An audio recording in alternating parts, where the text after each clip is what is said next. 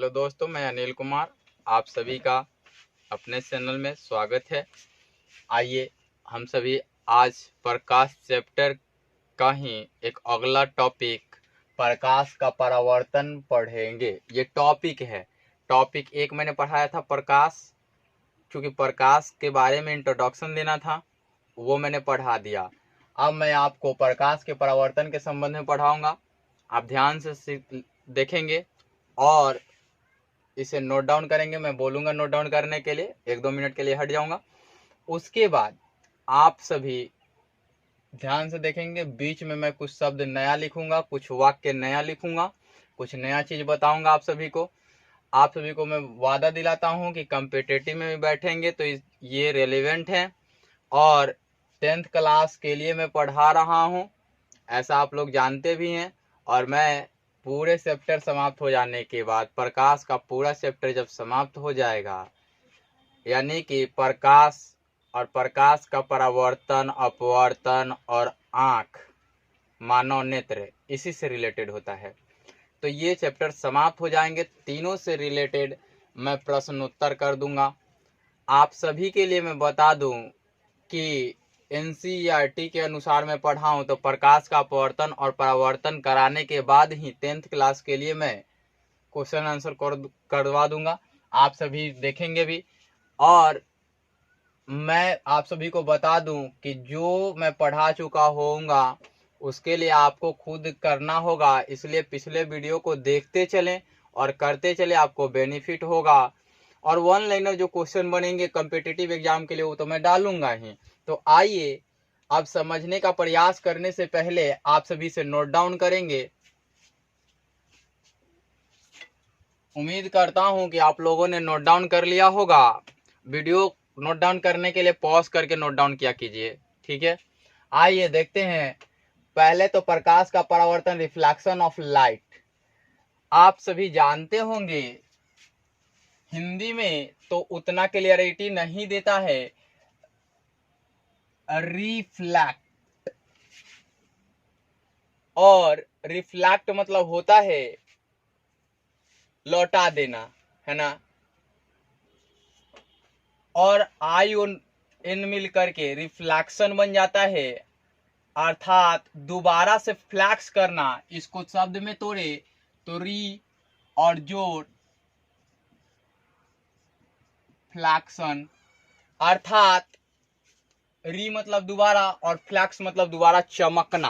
Flex means चमकना, दोबारा चमकना क्या कहलाता है? परावर्तन कहलाता है। पराजोरवर्तन,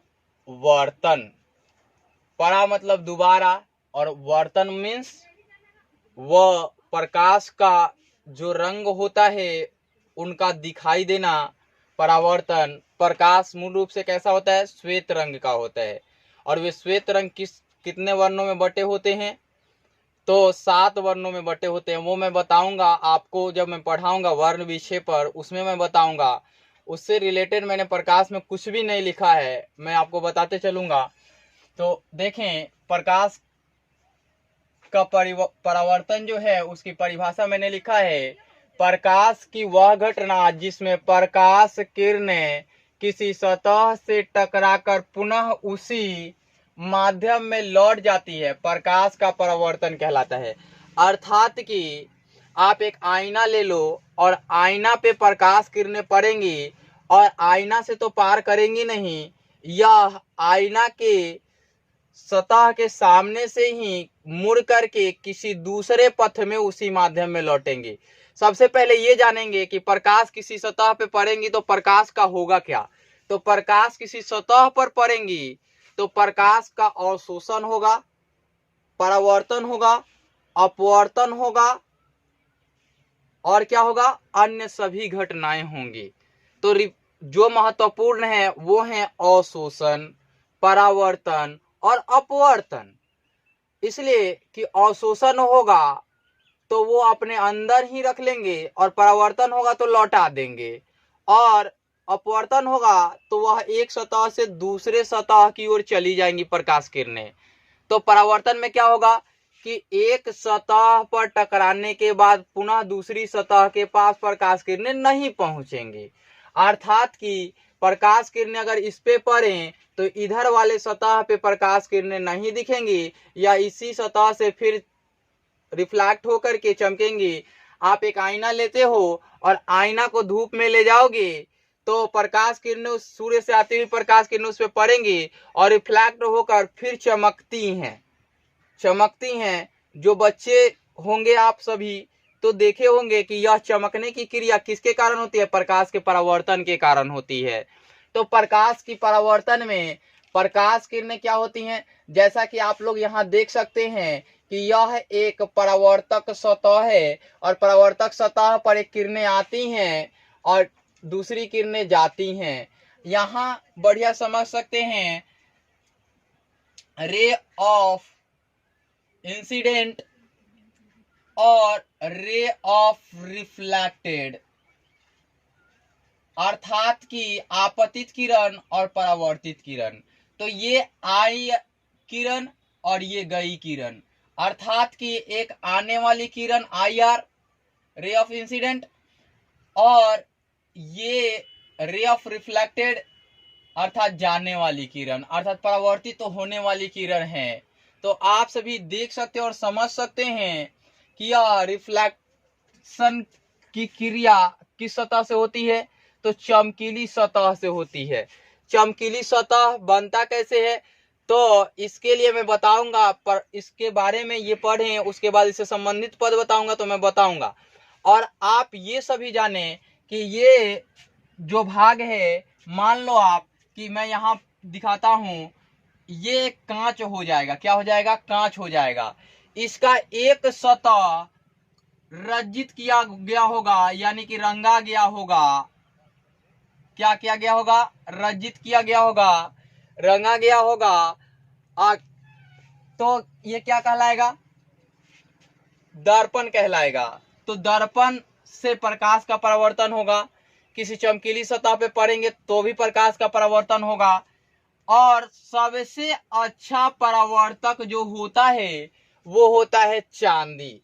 सबसे अच्छा परावर्तक कौन होता है? तो आप सभी लिख सकते हैं कि सबसे अच्छा परावर्तक चांदी है। तो यहां नोट करके मैं लिख दूं कि सबसे अच्छा परावर्तक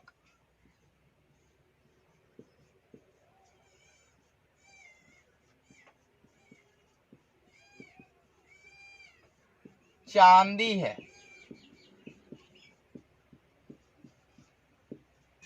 ये क्वेश्चन बनता है इससे कि सबसे अच्छा परावर्तक कौन होता है? तो सबसे अच्छा परावर्तक चांदी होता है। ये एक प्रश्न बनता है कॉम्पिटिटिव एग्जाम में भी, और ऐसे भी प्रश्न बनता है। तो ये सभी याद रखेंगे तो आपको बेनिफिट होंगे। आप सभी देखेंगे कि उसके बाद मैंने प्रकाश के परावर्तन के प्रकार लिखे हैं। परावर्तन के प्रकार, टाइप्स ऑफ रिफ्लेक्शन।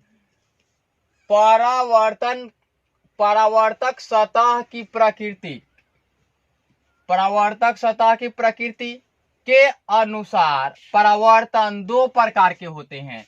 अर्थात कि परावर्तक सतह जो होता है, एक सतह रजित किया गया होता है और एक सतह रजित नहीं किया गया होता है। तो वो जो रजित नहीं किया गया होता है उसे परावर्तक सतह कहते हैं, और उससे परावर्तित तो होने वाली प्रकाश किरणें, है ना, होती हैं। तो उस तरह से परावर्तक सतह की बनावट के अनुसार, है ना, प्रकृति कहें तो, बनावट कहें तो बनावट के अनुसार परावर्तन की क्रिया दो प्रकार की होती हैं। एक होती है नियमित परावर्तन और दूसरी होती है अनियमित परावर्तन। Regular reflection, irregular reflection. नियमित परावर्तन, परावर्तन के नियमानुसार होने वाली परावर्तन की घटना नियमित परावर्तन कहलाता है। परावर्तन के नियमानुसार होने वाली परावर्तन की घटना नियमित परावर्तन कहलाता है। और देखिए आप सभी कि परावर्तन का नियम जो होता है वो मैं नीचे लिखा हूं कि प्रकाश के परावर्तन के नियम। प्रकाश के परावर्तन के प्रमुख दो नियम हैं। पहला नियम कहता है आपतित किरण, परावर्तित किरण तथा आपतन बिंदु पर डाला गया लंब तीनों एक ही तल में होते हैं। तीनों एक ही तल में होते हैं। तो आप देख सकते हैं कि ये आपतित किरण है, ये परावर्तित किरण है और ये लंब डाला गया N1 है तो नॉर्मल 1 है। नॉर्मल मीन्स होता है अभिलंब। तो ये तीनों एक ही तल में यानी कि एक ही बिंदु पर स्थित होते हैं। और दूसरा होता है आपतन कोण तथा परावर्तन कोण सदैव बराबर होते हैं। तो ये वाली कोण और ये वाली कोण बराबर होती हैं, ये R और ये I, यानी कि कोण I बराबर कोण R। यदि रे ऑफ इंसिडेंट से बना एंगल I हो और रे ऑफ रिफ्लेक्शन से बना एंगल R हो तो angle I equal to angle R बन जाता है। तो ये परावर्तन के नियमानुसार हुआ। तो ऐसे सभी जगहों पे समान होंगे। देखिए यहां भी उसी प्रकार से ये I बनेगा तो ये भी R बनेगा, ये I बनेगा तो ये भी R बनेगा। आप देख सकते हैं कि इसमें मैं नोट लिखा हूं, यह परावर्तन समतल सतह से होती है। कौन? नियमित परावर्तन किस सतह से होंगी? तो समतल सतह से होंगी। सभी आपतित किरणें आपस में समानांतर होती हैं। देखिए ray of incident, ray of incident, ray of incident, ये वाली लाइन और ये वाली लाइन अलग अलग खींच के देखे तो ये दोनों पैरेलल है ना? दोनों क्या है? पैरेलल हैं। इस प्रकार देखें तो उसी प्रकार से सभी परावर्तित किरणें आपस में समानांतर होती हैं। रे ऑफ रिफ्लेक्शन अर्थात परावर्तित किरणें आपस में क्या होती हैं? समानांतर होती हैं। तो ये इस प्रकार से होंगे, इस प्रकार से होंगे। तो इस प्रकार से आप देख सकते हैं कि मैंने जितना समझाया उतना समझ में आया कि नहीं। फिर से पीछे रिवाइंड करेंगे वीडियो और देखेंगे। अनियमित परावर्तन, परावर्तन के नियमानुसार न होने वाली परावर्तन की घटना अनियमित परावर्तन कहलाता है। अर्थात कि जिस परावर्तन की घटना में परावर्तन का नियम लागू नहीं होता है क्या कहलाएगा? अनियमित परावर्तन। तो इसको देख सकते हैं आप सभी कि इसके लिए मैंने क्या बनाया है? वक्र रेखा के माध्यम से एक सतह बनाया और उसकी एक सतह को रजित मैंने कर दिया। तो नोट में लिखा हूं यह परावर्तन रूखरी सतह से होती है या वक्र सतह से होती है। आप बोल सकते हैं रूखरी या वक्र सतह से होती है। इसमें न तो आपतित किरणें न तो परावर्तित किरणें आपस में समानांतर होती हैं। इसमें ना ही आपतित किरणें आपस में समानांतर होंगी ना ही परावर्तित किरणें आपस में समानांतर होंगी। अगर नहीं पता तो यहाँ के पार्ट को देखें, N2 और N3 के पार्ट को देखें कि ये वाला पार्ट का I2 और ये वाले पार्ट का I3 ये आपस में समानांतर हैं क्या? नहीं होंगे। ऐसा होता है।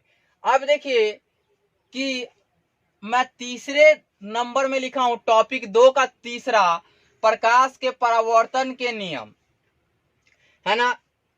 तो ये laws of reflection of light, प्रकाश के परावर्तन के प्रमुख 2 नियम हैं। क में आपतित किरण, परावर्तित किरण तथा आपतन बिंदु पर डाला गया लंब, लंब तीनों एक ही तल में होते हैं। देखिए आपतित किरण, परावर्तित किरण तथा आपतन बिंदु पर डाला गया लंब तीनों एक ही तल में होते हैं। आप सभी देख सकते हैं और समझ सकते हैं कि ये होता क्या है और बनता कैसे है। तो आप सभी को मैं बता दूं कि इसमें आपतन का कोण तथा परावर्तन का कोण सदैव बराबर होते हैं। यानी कि ये वाली एंगल I और ये वाली एंगल R हो तो angle IR O N equal to angle NORR, अर्थात कि ये आपतित किरण और परावर्तित किरण तीनों, आपतित किरण, परावर्तित किरण तथा आपतन बिंदु पर डाला गया लंब तीनों एक ही तल में होंगे और angle of incident ray between normal, अर्थात कि अभिलंब और किसके बीच? आपतित किरण के बीच बना कोण क्या कहलाएगा? आपतन कोण कहलाएगा। और अभिलंब और परावर्तित किरण के बीच बड़ा कोण क्या कहलाएगा? प्रवर्तन कोण कहलाएगा। और परावर्तन का कोण और आपतन का कोण दोनों बराबर होते हैं, ऐसा आप पाएंगे। आपको मैं बता दूं कि यदि इसकी व्याख्या की जाए तो परावर्तन से संबंधित जो पद बनते हैं वो मैं लिख दूंगा और बता दूंगा। आपको मैं बता दूं कि कॉम्पिटिटिव जो होते हैं, एक पूर्ण आंतरिक परावर्तन और एक परावर्तन होता है। तो पूर्ण आंतरिक परावर्तन की व्याख्या मैं अलग से एक वीडियो बना करके कर दूंगा, आप सभी उस वीडियो को देखें और पूर्ण आंतरिक परावर्तन बिल्कुल समझ में आएंगे आपको, मैं आपको दूंगा।